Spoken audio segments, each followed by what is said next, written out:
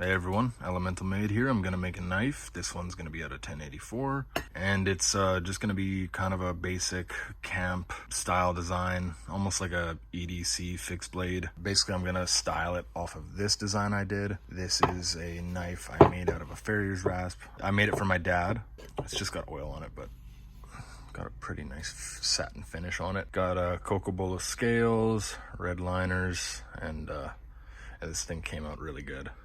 Really nice. I'm happy with it. Simple drop point, nothing too crazy, and you know, I kind of wanted to just replicate that for a buddy of mine that wanted a knife, so I thought I'd give him something like that. He wanted a knife for hunting season. This is a 3/16 thick, and here we go.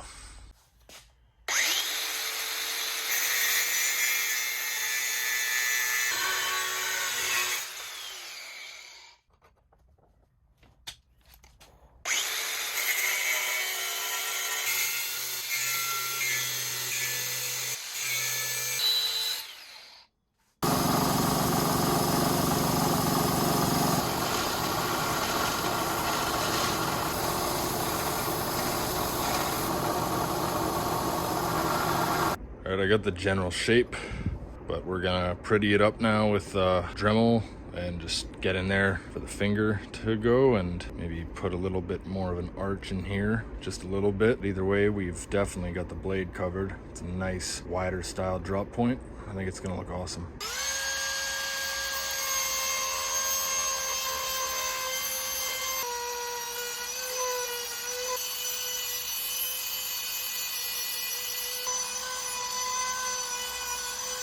All right, so I got it all profiled. The finger choil feels really nice. Looks really good, just nice classic drop point. As you can see, I flattened both sides, so I just took a big magnet with a handle on one side and I pressed each side against the belt grinder because it did have a slight warp. Took care of that. And now I drew where my Ricasso line is for my plunge cut, and I found a guy on YouTube.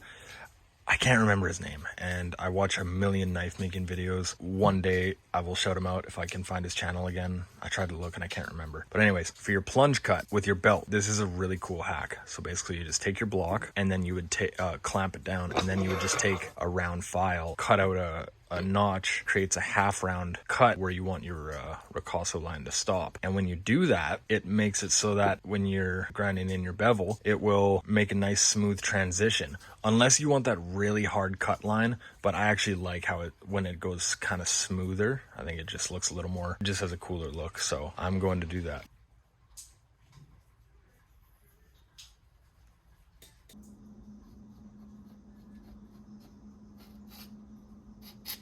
All right, so this block is a little cumbersome for this clamp I wanted to use, so I'm just gonna use this other little block. Does the same thing. And you just wanna go down to where your center line is that you marked with your calipers that you can see through the die. You just wanna use the file and go down to that roughly, maybe leave a millimeter of space in between, and then you're good to go.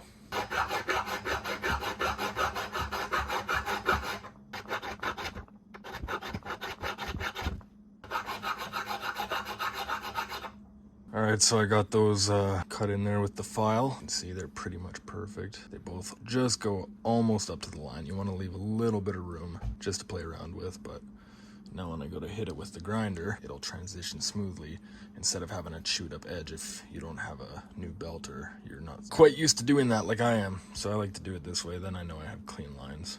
All right, now we're gonna grind in the bevels here. We're gonna get as close to our center line as possible, but leave, you know, maybe in between a 16th and an 8th, pretty much, just to decrease the ability for it to warp. Another thing I found on a YouTube video was to basically hit it with a hard angle here at the edge and try and bring it in as close to your center line as possible. And then as you go slowly back off, and let that grind line come higher and higher and higher, and you can just keep going gradually.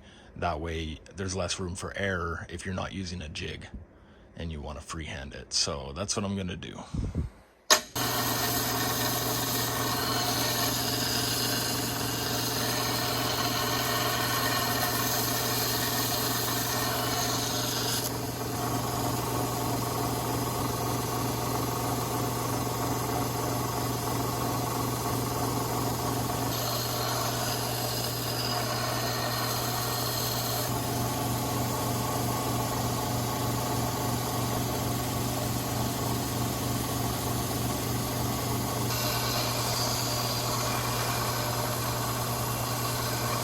See how fast that stuff rusts just while I was grinding it. Anyways, we have our bevels.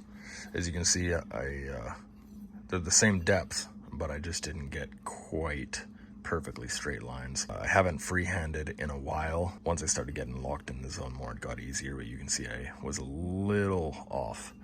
But that is okay, because when I hand sand it, I'm going to make everything uniform and make them both symmetrical. So the next step is to, I'm gonna hand sand, and I'm gonna put a little sharpening choil right there where my fingertip is, probably just with a chainsaw file. We'll go from there.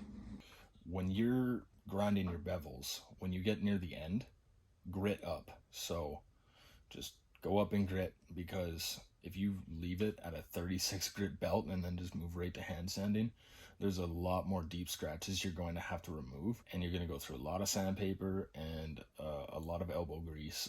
So I'm gonna, this side, this is still the first side, I'm going to, when I go to do the other side, I'm gonna go run back to my belt grinder, and I'm just gonna go up in grits, probably up to like 220, and then I'll hand sand from there. But this side, it had such deep scratches that I couldn't even get it out with 40 grit hand sandpaper, or if I did, it would I'd probably be here for another hour. So here's another method. It's called draw filing. You just take a file and you just go up and down like you would with the sandpaper, but this will very quickly get rid of material. So I'm gonna do that to get out those really deep scratches, and then I'll go back to the sandpaper and do my thing. This is how you do it.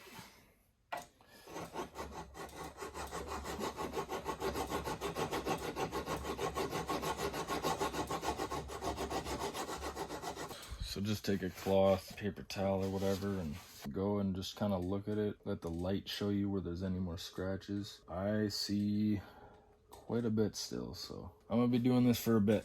Once I finish this, we'll go back to the sandpaper, because once I get rid of all those horizontal deep scratches and everything's going this way, even though I kind of backtracked by using a file, which is gonna make really deep scratches, even though, because I'm going with the grain, I'll still be able to get these out relatively quickly. It's just the horizontal ones that are a pain in the ass. So that's what it looks like after draw filing. As you can see, we have a ton. You'll hear them. They are very deep scratches, but it was necessary to get those really deep ones that were going this way. As you can see, draw filing does work. Here's the file I used, just an old Nicholson. One day I'll probably just make a knife out of this. So I just used that, and those made a lot of deep scratches. Now to try and reduce some of them, I'm going to use this one. Has way less aggressive teeth. So I'm just gonna run this across there a couple times, try and get out those really deep scratches, and then I'll move to back to the sandpaper. All right, so we are going to do the hand sanding now. I got a chunk of MDF here. I've been using this one for a long time. And I just take my sandpaper and I wrap it. I'll probably cut that, but I'll just hold it the length of, and I'll just go up and down like that. And in between, I'll spray with some WD-40. It really helps because when you do it, for one, I feel like it prolongs the life of the sandpaper, and two, the grit and the metal shavings that you kick up from sanding it, they mix and almost make like a lapping compound, and it all just kind of mixes together, so it produces a nicer finish faster.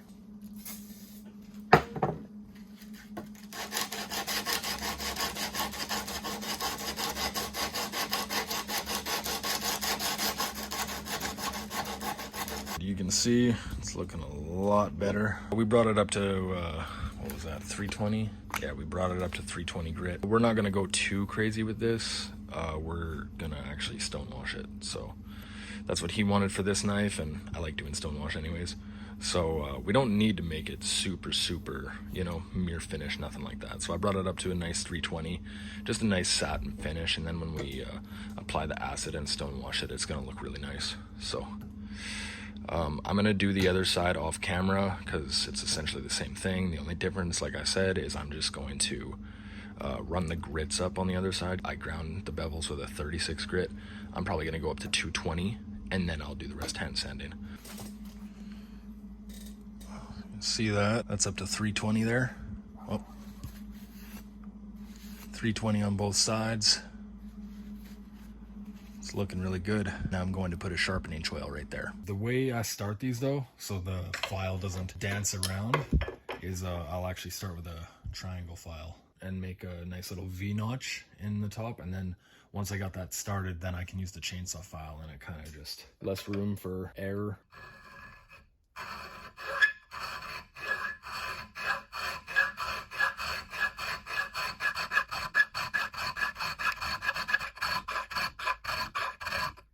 Alright, I got a nice little channel opening. Now this can't skate around on top.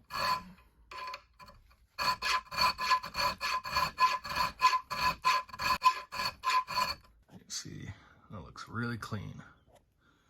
It's exactly where I wanted it to go. To clean that up, take some sandpaper, put it around the file.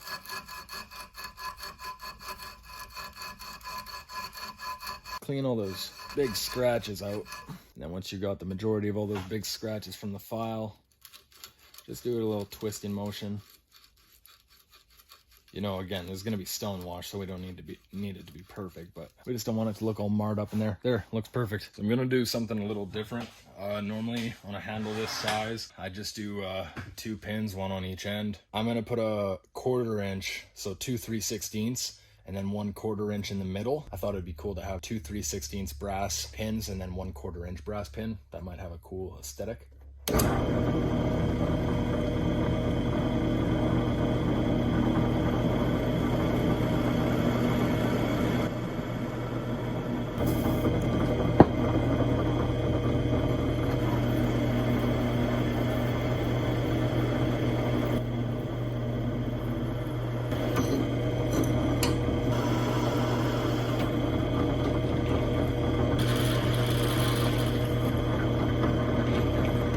I like to give my holes a little bit of a countersink.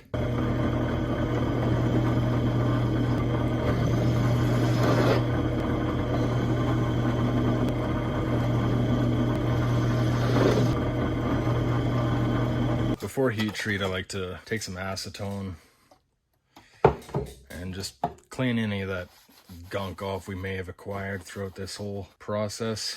Basically nothing that can essentially cook onto the blade. When I drilled it, I should have put it in a drill vise or something. As you can see, we've acquired some scratches. They're so small. After heat treat, when I take that all that crud of oil that's gonna bake onto it, I'm gonna sand that off anyways, so it'll be okay. Now it's ready for heat treat.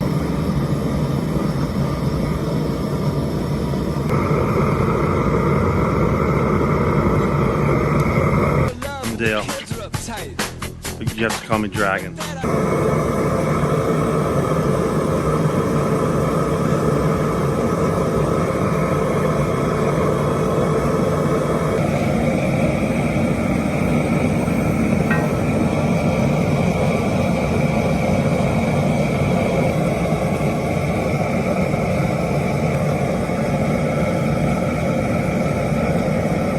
I didn't really talk in the video because I was just in the zone, but basically we heated it up to critical temp in the forge, and then I just touched it against this magnet once it was a bright orange color, kind of indicating like 1600 degrees, and it was non-magnetic. So I put it back in just to reach a uniform color, and then I plunged it into Parks 50 oil to lock in the quench. Now we're just gonna skate a file across it. As you can see, it doesn't want to bite into the steel at all. It's not even scratching it, actually. I would say that was a successful quench. And now I'm gonna chuck it into the oven for an hour at 400 degrees. All right, just before I throw it in the oven, I'm going to take all this oil scale that forms when you quench the knife.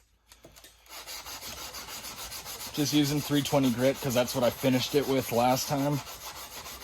So I don't really want to put any new scratches in it from previous grits.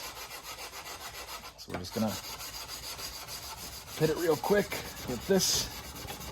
Get all that crap off there, or else it'll make your house stink like oil. And that doesn't make anybody happy. So another thing, and I'm gonna do it off camera, drill in your holes again too, because there's gonna be crud of oil that built up in there too. So make sure you just quickly put your drill bit back through there real quick, clean out that oil that built up on the sides of your holes so that doesn't stink up your house either. All right, so we got the oven at 410 degrees. I'm just going to throw this in, and as you can see, I clamped it to a really thick, straight piece of steel, and that way it'll just decrease its chance of warping. When I took it out of the oil after the quench, it was straight already, but this is just a precautionary measure. So we'll leave this in for an hour, take it out, let it cool, and see how it looks. If it's not the desired straw color we want, I might put it in for 30 more minutes to an hour.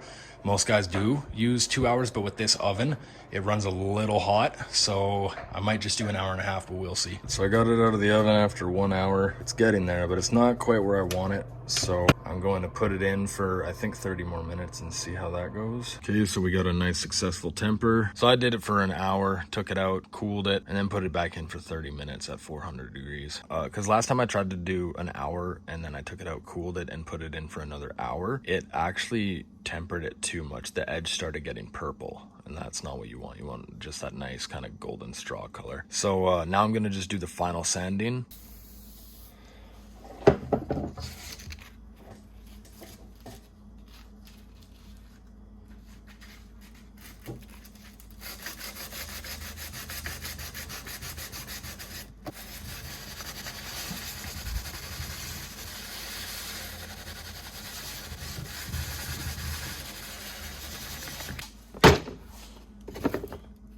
Okay, so here's all my handle materials. Got some Cocobolo, I got some Purple Heart, I got some stabilized walnut. Yeah, I got lots of Cocobolo, got some leopard wood. I stabilized that myself. Got some bloodwood, I got some Bubinga. Oh dear. I think it's a toss up between, this is Padauk, or however you pronounce it. I think I'm gonna go with this. I'm gonna go with the Bubinga. So I'm gonna flatten these scales real quick.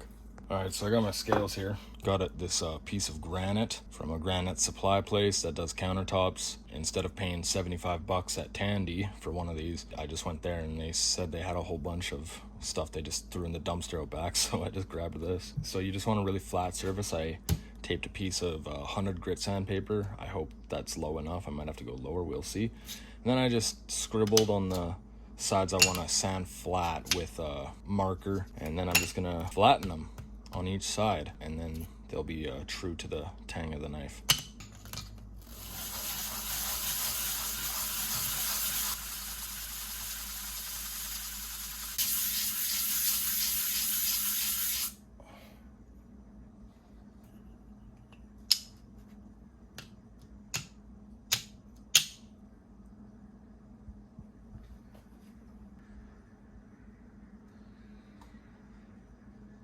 No light in between, perfectly flat. That's what you want.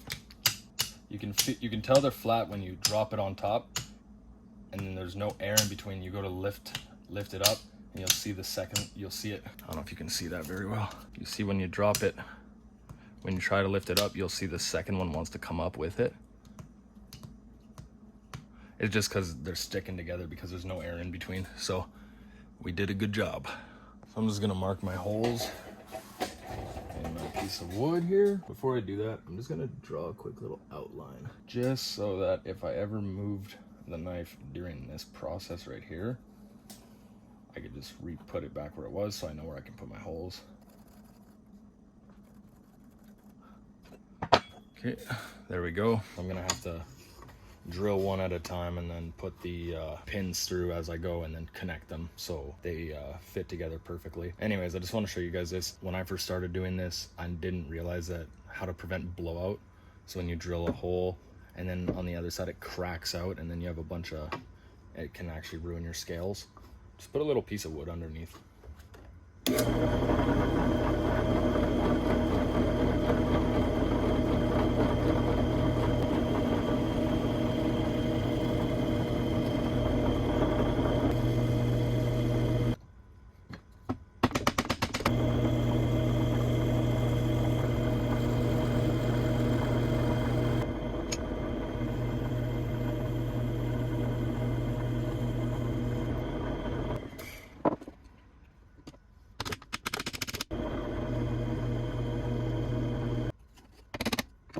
I'm just gonna dry fit it. I imagine some of you were wondering, why am I working on the handle right now when I said I was gonna stonewash it? Well, that's because I'm gonna try something. It might be successful, it might not. But what I see a lot of guys do is they put all this work into stonewashing. So they dip it in the acid and then they stonewash it, and the whole blade looks black and super cool. And then they go and put the scales on. But when you have to do this part to make it flush, it takes all the etchant off the spine and underneath the handle here. And that's all silver. Like, it just looks like steel. And then I see a lot of guys then try and take a Q-tip and put the acid just there, but then it actually can ruin the finish of the wood. So this might be redundant. I might end up still having to do that and just be really careful with the Q-tip, but I'm gonna try and just make all of this flush, and we're just gonna go from there. And then I'm gonna just get everything so it's perfectly flush. And then I think I'm gonna acid etch it. And then when the acid etching's done and I do the final glue up, I can clamp these, take some acetone and wipe off all the glue that squeezes out of the cracks. And hopefully it will be able to maintain its nice finish the whole way through. So we'll see.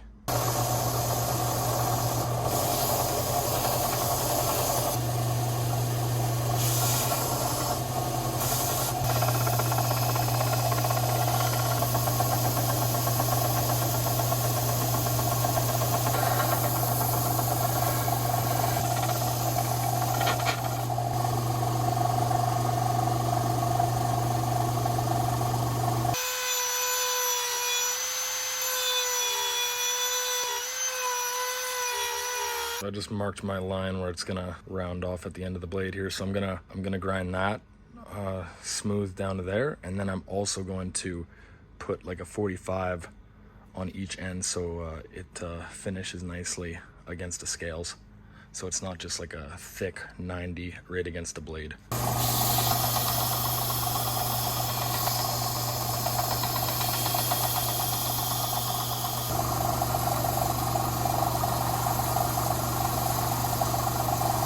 Here's the knife so far.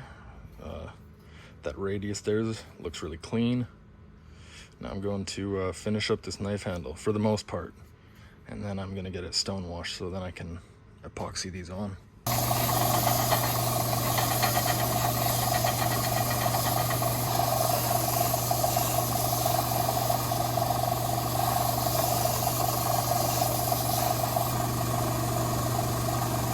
Got some 80 grit sanding strips that come on a roll. These things are really nice for getting these radiuses in.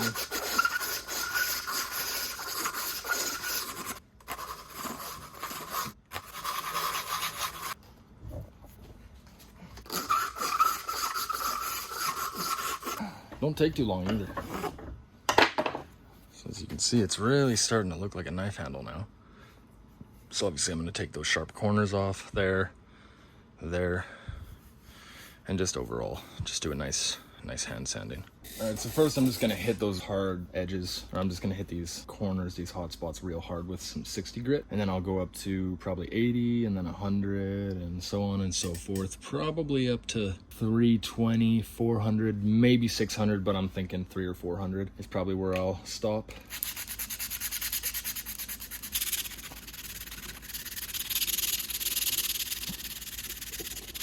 All right, so I brought it up to 220 grit. I'm actually just gonna leave it at that. Actually, I'll leave the scales on real quick so I can trim that up, get rid of all those horizontal lines, make it all clean, and then I'll just hit in there one more time with the Dremel. Just basically clean all that up, make the fit and finish look pretty decent. Then I'm gonna pop the scales off and do the acid, plunge it into the ferric chloride, and then I'm gonna stonewash it. All right, so I gotta take these pins out, but I just realized they're almost finished.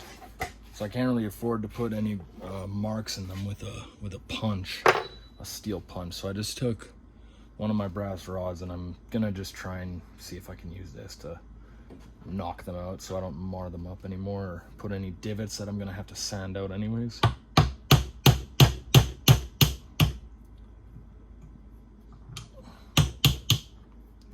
Well, if you must know, it worked. This is a PVC pipe filled with ferric chloride. Little tip before you etch the blade, you want to clean it off with acetone. So just take some acetone here. just one time. This stuff basically dries and evaporates the second it goes on. So it's not too much to worry about, but we just want to make sure there's nothing on the blade, because if there is, that will actually show, because the acid it'll leave a mark and the acid will etch everything but that one spot. And then it'll just look really patchy. And I'm just using snare wire. Take it and just let it sit in your acid. Do a few cycles of 2 minutes each. So let it etch in the acid for 2 minutes. And then you take it and you rinse it off in your bucket and use like a rag or a sponge to just scrub off, because it'll create like this layer of weird crud. Scrape that off, put it back in for 2 minutes, and just keep doing it. 2 minutes, rinse, 2 minutes, rinse, until it's got the desired darkness. Okay, let's take a look. And these are just some chemical gloves. Make sure you're wearing chemical gloves, because if your nitrile glove breaks, you're gonna get acid all over yourself. Let's just take a look. That looks really good. Okay, let's bring it to the water here. So, just gonna rinse it off with water, and you'll see all that black crud on the blade? That actually scrubs off. Because if you don't scrub this off in between the time that you're etching it in the acid will actually not eat through that now. So then it actually just defeats the whole purpose. Can you see all that crud coming off?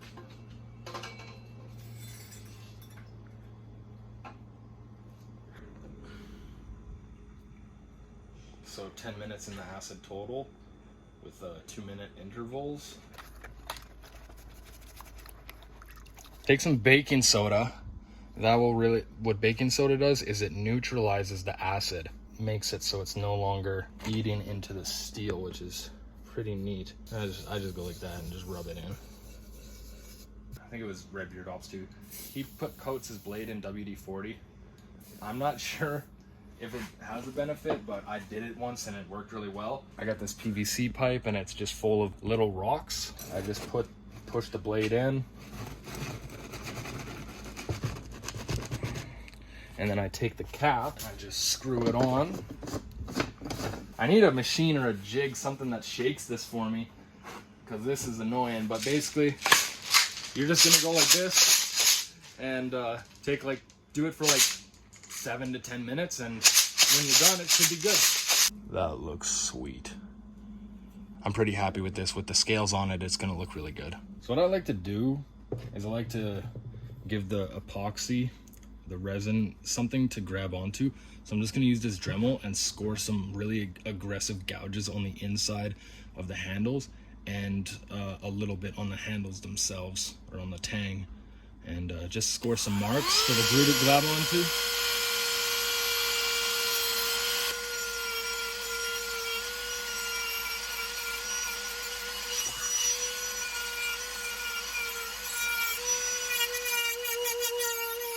I'm just hitting it at an angle with the drum sander.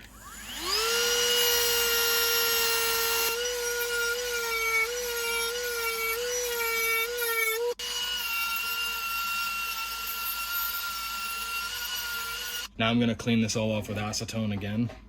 As you notice, these knife makers just love acetone. Just clean all that stuff off. See all that gunk that comes off? Because we don't want any impurities getting in between our epoxy and our material. However, this G Flex by it's West Systems, great stuff. I used to use the just the 5-minute Gorilla Glue stuff, and no hate on Gorilla Glue, they do definitely make some great products, but that is not one of them. Not for knife making. See, like, even though it looked so clean, look at all that.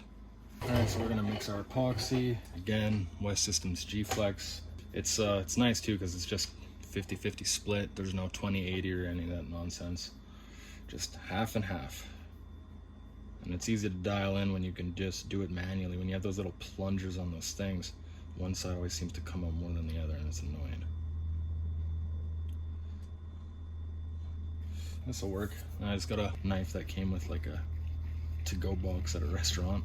They say to mix it, I believe it's 20 seconds. I usually do about 30 or 40 because I just don't trust like that. Some vinyl gloves on, or nitrile or whatever. The thing I like about this too is it's a slow setting epoxy. So it has a stronger bond, but it takes a lot longer to cure. I believe it says on the package it's workable in 7 hours, and it's like 24 hours for a full cure. So I'm gonna start with the handles or the scales. You don't need to really gob it on, but just spread it out.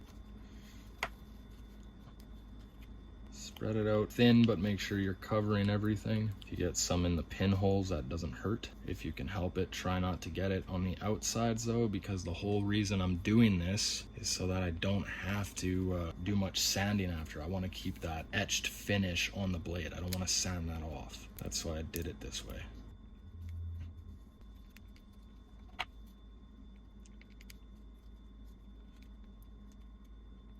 All right. We are going to do our first scale that way. We're just going to place it down like that on your pins.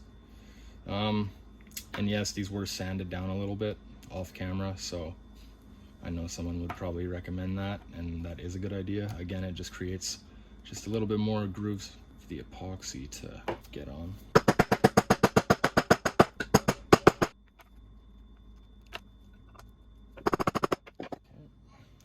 Your other one, get it in line with your scales, just press down. Sometimes you might need the mallet, and I have a leather side on this one. So what I'm going to do now, get some acetone, and then I'm going to clamp it and wipe all the gunk that comes out of the cracks after you tighten it. Again, we're not trying to get all of it off the wood because we are just gonna sand it again after, but we just want it for sure off of any parts where it's on the steel, so we don't have to sand it. Now I'm gonna take these clamps and I'm gonna start tightening these on. Oh yeah, as soon as you do that, you just see all that stuff ooze out, but it's a lot less than it was. So now when we go back over with our acetone, it's gonna be kind of annoying to get in there in between the clamps and stuff, but we will do what we must. And I'm tightening them, you know, fairly firm, but not like it owes me money or anything, because like I don't want it all to just squeeze out either, right? Like that's also why we made those pockets on the inside with the grinder and stuff. All right, I got all the epoxy off pretty much. So I got her clamped up. I just want to show you guys one more thing. I'm just using a flashlight to go up and down the knife, and I'm just taking a Q-tip with some acetone on it, and I'm looking with a flashlight to be able to really see if I maybe missed anything.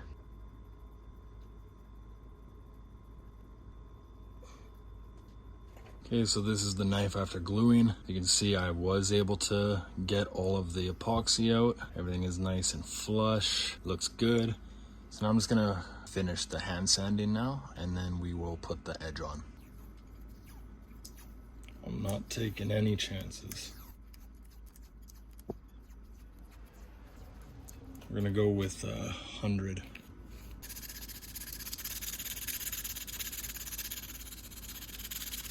And of course I gotta be extra careful.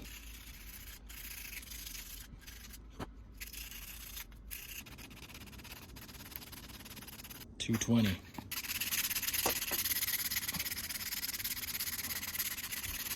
All right, so this is after the 320 grit. Looks really nice. It feels amazing in the hand. You guys got to remember, this is a working man's hunting knife, camp knife. I'm not gonna go any higher than 320. I want this to have a little bit of texture. I don't want it to feel completely like glass, but it is very smooth still. But just enough that you can still feel. It still feels like wood.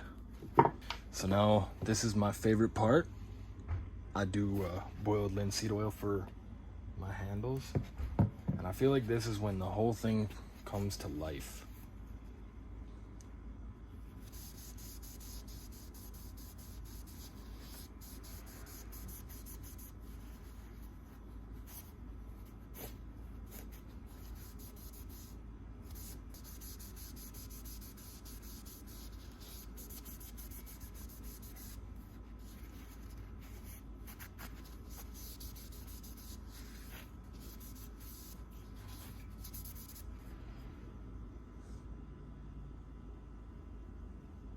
I really like that. Now I'm gonna throw an edge on it. What I do is I start with a 220 grit belt to get the initial edge placed, and then I use a set of sharpening belts. So it goes from 600 to 1,000 grit, and then I finish it with a leather stropping belt that actually goes on here with some compound. So I'm gonna get going with that.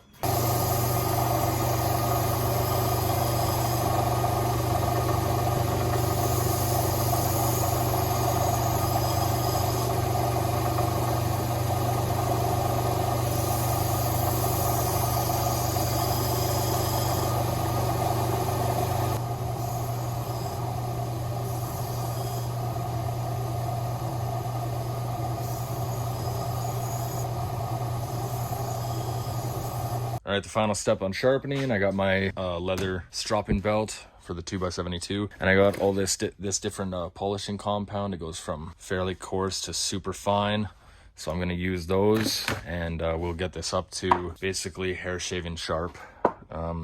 He wants it to be a hunting knife, so that's what you'd want in something for skinning and everything like that.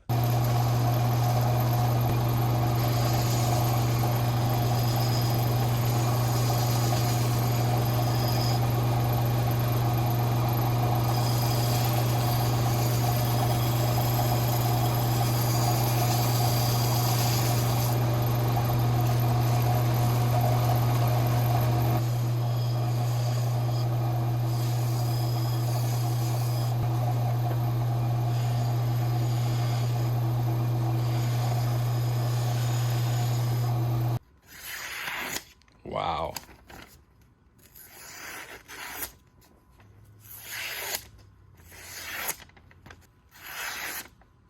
All right, guys, that's the knife. It came out really well, and I put a nice mirror finish on it with the stropping belt. And now this thing is completely razor sharp. It's like a scalpel. Again, Bubinga wood handles, brass pins. This one, the two on the outsides are 3/16. The one in the middle is a 1/4 inch. The steel's 1084. And then I acid etched it and then stone washed it to give it that nice worn look. This is gonna be a hunting knife for somebody. I just wanted to show you the process of me making it. You know, I'm learning it as I go. You guys are learning with me as we go. You know, we're just continuing to do our best and just keep going. You know, I absolutely love making knives, and I want to make more videos as I progress. But this is going to be the first knife that I'm officially selling. I'm pretty pleased with this, and I think this will be a really good hunting knife to, you know, or just an outdoorsman knife. I think he'll really like it, and I'm pretty excited. I'll get another video of me making a sheath. I don't know if I'll try to get a video of me making a sheath for this, but I kind of just got to get this going because he wants it for this hunting season, which starts tomorrow. So thank you all for watching and coming along with me and watching me make this. More stuff to come. Take care.